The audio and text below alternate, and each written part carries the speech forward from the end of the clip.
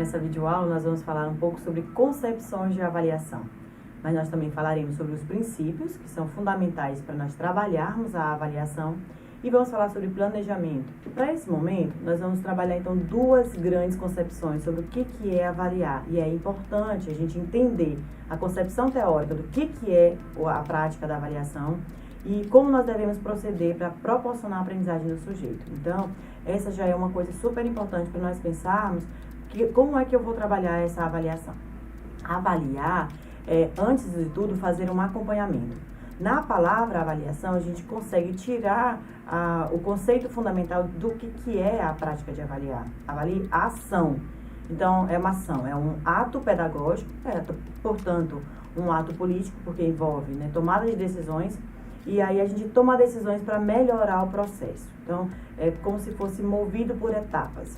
Só que antes de chegar nesse conceito especificamente, a gente tem que entender que há uma história, como é que essa avaliação chega a esse conceito.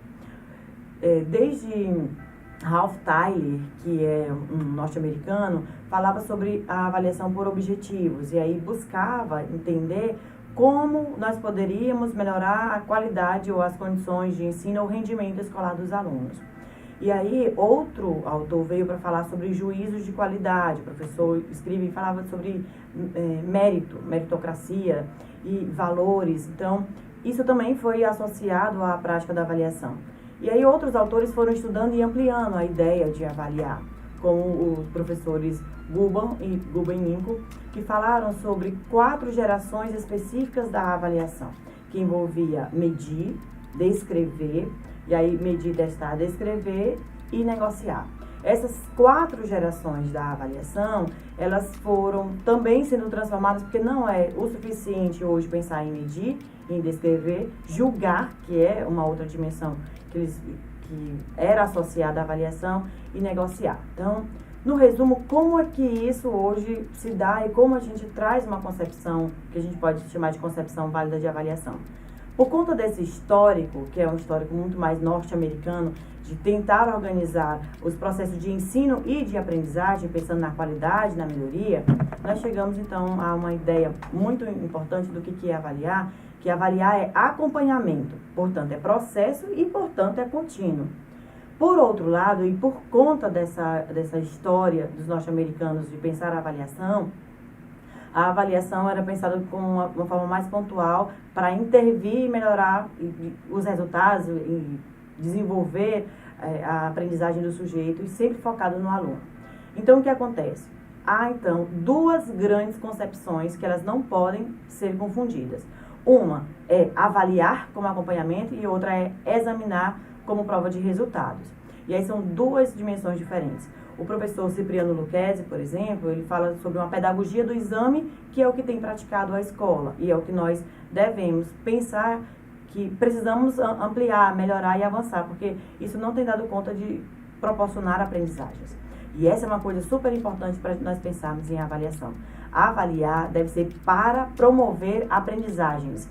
E aí, na concepção da professora Benigna Vilas Boas, uma outra teórica de avaliação, a avaliação ela é formativa. Por que ela é formativa? Porque ela deve contribuir para que o sujeito aprenda, e esse sujeito é o aluno, é o professor e é, portanto, a escola. Por isso, esse aspecto, essa dinâmica de pensar que a avaliação é formativa. O professor Cipriano Lucchesi diz que a avaliação é por si diagnóstica, porque ela deve promover a aprendizagem ela deve dizer das aprendizagens que o sujeito já tem, mas o que deve ser feito para que esse sujeito aprenda cada vez mais. Outros teóricos fazem críticas, como o professor Celso Vasconcelos, que diz que a avaliação que deveria ser utilizada apenas de cunho pedagógico, ela tem um viés muito político, que é para pensar que o professor tem uma forma específica de demonstrar o poder e a autoridade que ele tem. E aí usa a avaliação como uma forma, um mecanismo que pode dizer como devem ser as regras, por exemplo, e o que deve ser seguido. E aí a avaliação não é camisa de força. A avaliação ela não deve ser arbitrária, imposta. A avaliação ela deve ser construída preferencialmente, como diz Guban-Inco, negociada. E o que é essa negociação da avaliação? É pensar que na minha prática avaliativa eu preciso definir algumas coisas importantes para definir, selecionar algumas coisas importantes para fazer a prática avaliativa. Então, a avaliação, ela não é pontual, ela não tem dia e hora marcada para acontecer. Mas é porque no calendário da escola tem um dia específico para a avaliação acontecer. E aí a gente chama isso de amanhã é uma avaliação, no calendário está marcado o período de avaliação, é avaliação de língua portuguesa, de história, de geografia. Não existe. Isso, se eu disser que isso é avaliação, eu estou dizendo que tem dia e hora marcada e ela é pontual. O nome disso é exame, sabe? É verificação e promove a exclusão. Por outro lado, a avaliação, ela é includente e ela deve provocar a aprendizagem do sujeito. Então, o que a gente faz naquele dia específico é uma atividade avaliativa ou atividade de aprendizagem. Por isso, na hora de nomear numa atividade dessa, ao invés de você dizer avaliação de história, deve-se escrever atividade avaliativa de história ou prova de história. Ou atividade de aprendizagem de história. Não é para denominar a avaliação, porque senão você fecha para aquele momento a avaliação. A avaliação é um processo, envolve a modalidade formal e informal de avaliação, que tem a ver com os valores do comportamento, a assiduidade, tudo isso que alguns professores chamam de o qualitativo da avaliação. Também não é isso, porque fazer uma prova também é qualitativo. E a prova não é avaliação, prova é um dos instrumentos possíveis que nós devemos utilizar para avaliar. E aí, para nós fazermos o processo avaliativo, antes de tudo é preciso conhecer quem é o sujeito que precisa ser avaliado. E aí, duas coisas são importantes. Esse sujeito é tanto o aluno, que precisa ter o acompanhamento de suas aprendizagens, mas também o professor, que precisa, a partir das práticas que desenvolve, melhorar a sua prática. Porque se o aluno ainda não está aprendendo, então o que eu vou fazer? Que decisões eu vou tomar para que ele aprenda? Eu vou retomar o conteúdo, eu vou fazer uma nova forma de abordagem, é uma metodologia diferenciada, eu vou mudar o meu instrumento específico, eu vou deixar de trabalhar individual nesse momento e trabalhar mais em grupo no segundo momento, eu vou diversificar a minha forma de trabalho e os instrumentos que eu tenho utilizado eu vou diversificar também. Então, todas essas ações que eu vou pensando, o que eu vou fazer, a gente chama de tomada de decisões. E nós só tomamos decisões porque precisamos melhorar o processo de aprendizagem. Então, na avaliação, tem uma ideia muito importante que é não existe nada tão bom que não possa ser melhorado. E tem uma outra coisa que diz assim, se melhorar, estraga. Então, isso não funciona com a avaliação. A avaliação é que a gente precisa sempre proporcionar a melhoria. Encorajar o sujeito, que o sujeito é capaz de aprender. Só existe uma possibilidade do sujeito não aprender. Aquele sujeito que não quer, que não está afim, que não tem interesse, esse sujeito ele não vai aprender. Mas se não for esse o caso, todo sujeito aprende. Às vezes precisa de mais tempo, às vezes precisa de outra metodologia, às vezes precisa de uma escuta mais sensível, às vezes precisa de mudança ou de adaptação do instrumento avaliativo. Então, são algumas coisas que a gente pode fazer para que esse sujeito aprenda. Mas não desistir do sujeito é muito importante, favorecer as aprendizagens, estimular, às vezes uma palavra muda muita coisa.